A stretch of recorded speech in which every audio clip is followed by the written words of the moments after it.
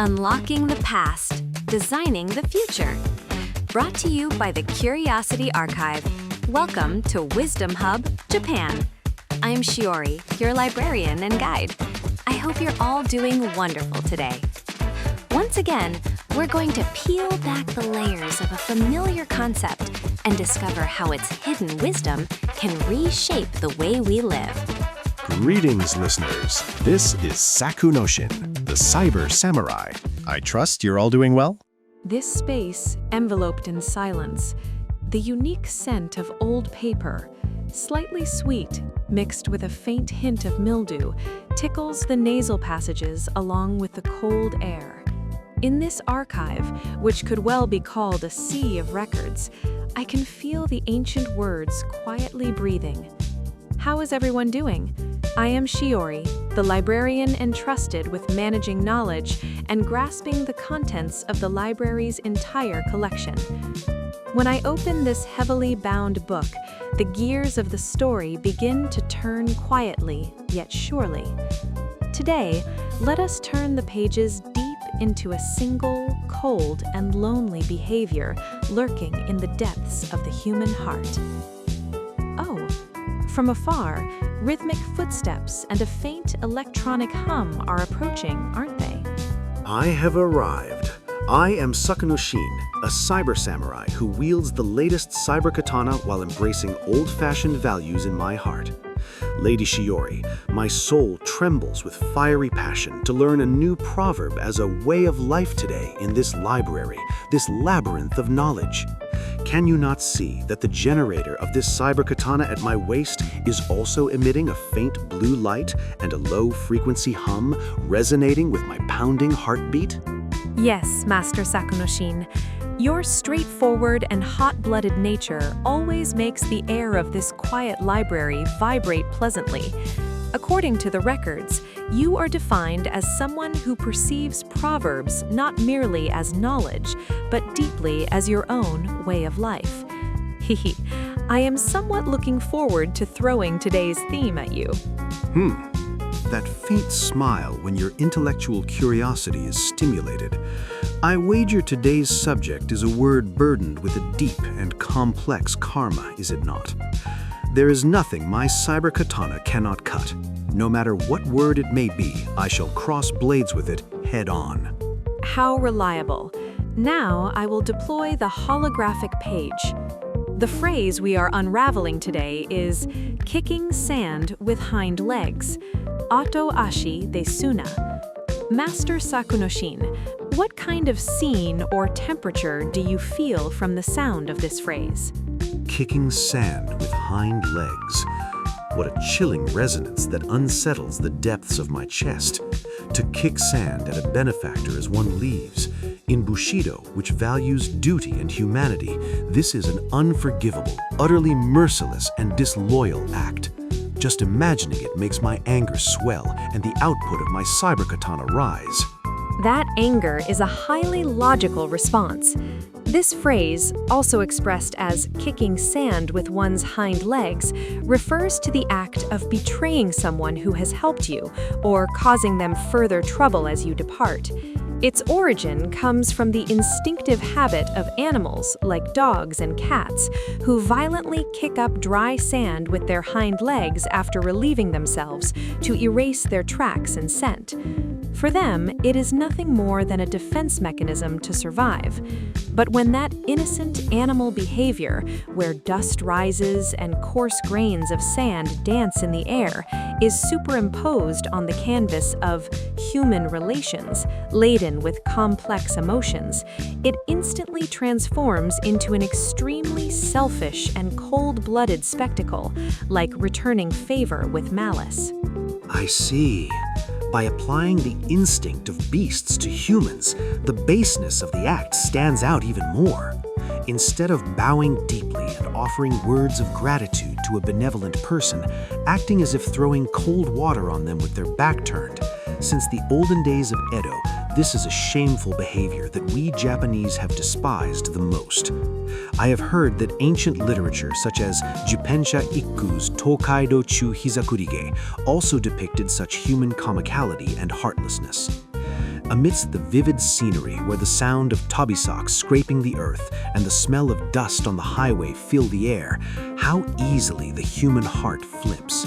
It is at the moment of departure that one's true aesthetics are tested. You are absolutely right. In Japanese society since ancient times, the connection between people, namely obligation and duty, held the heaviest value of all. The debt of gratitude for being helped, for being raised, these were considered virtues to be carved into the soul, never to be left behind in the abyss of oblivion. That is why the behavior of kicking sand with hind legs is recorded as a fatal stain that brings one's fundamental dignity into question, not just a superficial issue of poor manners or etiquette. Let me imagine it. For example, the day one leaves a workplace or a dojo where they have shared joys and sorrows together, sweating and shedding tears for many years. Normally, one would carefully write down their techniques and hand over scrolls word for word so that the comrades left behind would not be lost, and exchange farewells looking into everyone's eyes. This is the beautiful departure of a samurai. But if, acting as if their role is done, they leave without a handover document and, heaven forbid, scatter complaints and badmouth the place, saying things like, "This dojo has no future." What would spread in the hearts of those left behind would be a chilling sense of emptiness and a heavy confusion. The beautiful hologram of gratitude and respect they had built for you would instantly be covered in noise and crumble into faded disappointment. Or imagine this everyday scene in Neo-Edo. A night when you sank into the depths of despair, beaten by the cold rain. Suppose there was a friend who offered you their umbrella and genuinely helped you with warm words. Thanks to their kindness, you recovered and were able to return to the light. However, the moment your situation improved and you no longer needed that friend's help, you cut off contact as if flipping your hand and vanished into the cold sea of electronics. Unforgivable. I cannot forgive this. What is even more cruel is the act of spreading rumors about the trivial flaws or secrets of that friend who once saved you, using them as seeds of ridicule under the glittering neon lights of a new community. This is the epitome of a painful act, like kicking sand onto their very soul. The strong castle of trust, built up little by little over a long time, like water drops piercing a rock, crumbles fragilely by one final selfish act. All the good memories are forcibly rewritten into bitter ones, like biting down on sand. Exactly. True human nature is reflected without any deception, not in the politeness of one's initial greeting, but in the mirror of how it ends. The departure. Anyone can wear a Buddha-like smile and line up pleasant words when the wind is favorable and there is profit to be had. But when cutting ties, when standing in the realm of nothingness, where there is no longer any gain for oneself, that is where the true shape of that person's soul and the skeleton of their humanity are laid bare. Yes, and this sand accumulates quietly not only at the major crossroads of life, but also at the feet of our daily lives. For instance, after enjoying a meal at a bustling tea house in Neo-Edo, just because you are paying money, you mercilessly leave the table scattered with dirty dishes and paper scraps, cast an arrogant glance at the staff, and walk out through the curtains. This, too, is a small yet cruel act of kicking sand at those who provided you with space and time. Indeed. The act of rudely returning a precious book borrowed from a friend, stained with handprints and dirt, without a single word of thanks. Or when moving out of a tenement house that has sheltered you from the rain and wind for years, intentionally damaging the walls and leaving trash behind. All of these are manifestations of an extremely self-centered and shallow mind that says, as long as my needs are met, after me the deluge. Such small dust-like actions accumulate to become one's flesh and bone, eventually forming an irredeemably hideous personality. Why do people take such actions? Analyzing the records reveals several psychological mechanisms. One is the strong mental armor of self-justification. To affirm their decision to leave a place or end a relationship, they unconsciously begin to look for flaws in the other person or the environment, wielding them like a sword of justice. I am quitting because this organization is corrupt. The relationship failed because the other person has a difficult personality. By convincing themselves of this, it is a sad instinct to try and defend oneself by anesthetizing the faint guilt sprouting within. A weak heart's escape to avert its eyes from its own faults. The other is the rampage of emotions stemming from emotional immaturity. The moment of parting is a singularity where various emotions, loneliness, anxiety about the future, or frustrations that have accumulated like sludge, intersect like a muddy stream. Swallowed by that muddy stream and losing the control of reason, they impulsively lash out with words that tear the other person's heart like a blade. Furthermore, in the modern era, like the cyberspace of this Neo-Edo, the ease of cutting off relationships entirely through a device screen without looking directly into the other person's eyes has severely robbed us of the ability to imagine another's pain. Wearing the black hood of anonymity and showering malicious sand upon one's former home can be said to be the most cold-blooded kicking sand with hind legs in the modern age. Deplorable. But, Lady Shiori, no matter what logic one uses to dress oneself up, the act of kicking sand with one's hind legs is, in the end, akin to wrapping a silken cord around one's own neck. Because this world may seem wide, but it is truly small. No one knows when or where the threads of fate between people will intertwine again. You might cross paths with the person whose face you dragged through the mud years later at a major job that determines your fate. The malicious rumors you spat out might ride the winds of cyberspace and circle back to become a flame that burns down your own new sanctuary. The sand kicked up by short-sighted emotions will one day surely become a fierce storm and pierce your own eyes. A very accurate analysis. Karma circulates, and records are never deleted. It is recorded that for the samurai of old, how beautifully and cleanly one drew the curtain on their life was the ultimate aesthetic in Bushido. Even in the very instant when life ends, when a cold blade slices open the stomach, they would maintain their breathing, preserve their pride, and leave behind a beautiful crystal known as a death poem before departing this world. That extreme spirituality continues to shine as a deep and noble lesson for us living in the modern age, teaching us to take responsibility for the conclusion of our own actions. Verily, the rustle of white garments, the cold, tense air, and the chill of a sharpened blade. To prepare one's mind so as not to muddy the waters even in the face of death. Even if we modern people are not required to have the resolution of seppuku, we must never lose that backbone of spirit. Let us change our perspective then. What if you were suddenly placed in the position of being kicked with sand from behind by someone? When the person you trusted smears you with mud at the very end, a magma-like anger and hatred must well up in your heart, along with deep sorrow. After all I did for them, why must I receive such treatment?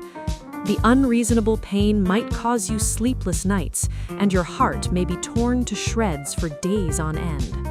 My chest feels like bursting just imagining it. The chagrin of having one's sincerity trampled on, how immeasurable. But please, do not let those flames of anger and sorrow burn away your own beautiful soul. The person who kicks sand and leaves has, through that foolish act, dropped their own dignity to the depths of the earth and severed the precious thread of fate with their own hands. The kindness and sincere support you have poured into them thus far has not vanished into cosmic dust. Your beautiful behavior has polished your own soul like a diamond, surely elevating you to a higher dimension. Oh. The selfish and disrespectful attitude of the one leaving is proof of the deep darkness and immaturity they harbor. It does not mean you are at fault.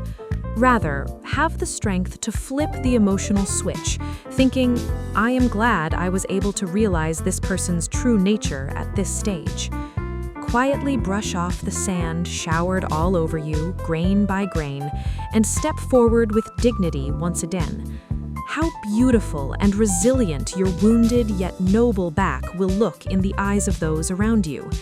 That bitter panacea of a painful parting experience will evolve you into a more compassionate human being, capable of deeply empathizing with the unseen pain of others. Magnificent! It is exactly as you say. Answering sand with sand only leads to a mud wrestling match. Piercing through with one's own righteousness and quietly looking forward is true strength. Our lives are an endless journey on a highway where encounters and farewells intersect. When the door of a new environment opens, people's eyes inevitably chase only the light of a hope-filled future. However, in order to take that new step powerfully and with an untainted, pure heart, it is absolutely essential to bow deeply to the old earth that nurtured you and to bring the curtain down with sincerity. You are quite right. Here, let us draw from the records a proverb with an extremely beautiful scene, one that stands at the opposite pole of today's cruel phrase, kicking sand with hind legs. Tatsu tori ato o nigorazu. The moment a beautiful waterfowl resting by the waterside takes flight into the sky. Afterwards, not a speck of mud is stirred up. Only the clear, mirror-like surface of the water remains. It is the supreme aesthetic that one who departs should clean up after themselves perfectly, leaving no unsightly traces behind. A flying bird leaves the water clear. What a tranquil, soul-cleansing sight. I can almost hear the wind of its flapping wings and see the sparkling light on the water's surface. Tying up the end carefully and quietly closing the door. That is the highest expression of respect, beyond words, to all the others who have been involved with you. And at the same time, it is a ritual to place a beautiful punctuation mark on your own past, making your dignity eternal.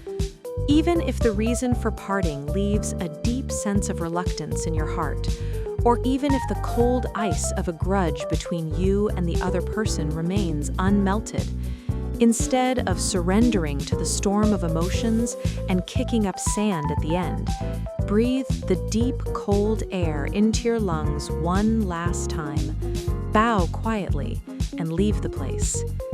If one can maintain that mature composure and spiritual aloofness, how rich would their life become? No matter how hateful an enemy the other may be, I shall protect my own aesthetics. If I am so wounded that I cannot even spin words of gratitude, I shall at least leave silently like the wind, without uttering a single word, leaving not a speck of dust behind. With that alone, my value as a samurai and as a human being will never fall to the ground. That quiet, lingering note painted on the canvas named Departure will be carved deeply and beautifully into people's memories. They will say, that person's behavior was splendid until the very bitter end. Someday, I wish to cross blades with them again. That beautiful wealth of memories will become the strongest shield and sword to carve out my own future. Yes, a sincere farewell never signifies the death of a relationship. It is the sowing of seeds for a new relationship that may bloom again at a different time and place. Today, we peered into the abyss of a sorrowful phrase born of human weakness, kicking up sand with hind legs. As you turned the pages of your past memories, some of you might have felt a faint ache in your chest, thinking, perhaps I too kicked up sand back then. Humans are creatures of complex algorithms. It is impossible to always behave beautifully and perfectly without a single bug. Verily, it is precisely because people regret their mistakes and know pain that they can forge their souls. What is important is that in the future, when standing at the crossroads of a new parting, one drags this quiet yet passionate conversation up from the depths of their heart. If an evil impulse to surrender to anger and scatter sand at the other person threatens to dominate you, grip the hilt of your cyber katana firmly and take a breath. And strictly ask your own soul, what kind of departing back do I wish to burn into the eyes of the other person? That slight break of reason, your imagination towards others, will prevent the complete collapse of the relationship and above all serve as the most powerful firewall to keep your own heart noble. From this library that smells of old books to the skies of Neo-Edo and into the heart of you who are listening, may this day be a time of gentle contemplation to softly stroke the countless threads of fate you have tied thus far, and to sublimate the unknown encounters and farewells that are yet to come into something even more radiant. I pray from the bottom of my heart that a clear gust of wind will always blow through the highways you all walk and over the footprints you leave behind. May the trajectory you leave behind always be as beautiful as a clear water surface. Now I shall quietly close the holographic page.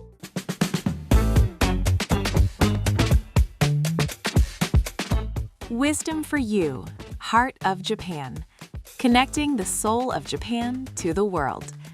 Thank you for joining us at Wisdom Hub Japan, brought to you by the Curiosity Archive. We look forward to seeing you in our next chapter. Until next time. 今日の話はいかがでしたか？先人の知恵ことわざはまだまだ続きます。次回好奇心の図書館でお会いしましょう。またね。I know I've had my share of dead ends, it's a trend. Early mornings filled with regrets, bad feelings. Those days were fun, but now I hate it. I hate it. I never pinky swore on secrets, my lips zipped from anyone who ever loved me the same back. What's the point if you don't get that? I want it.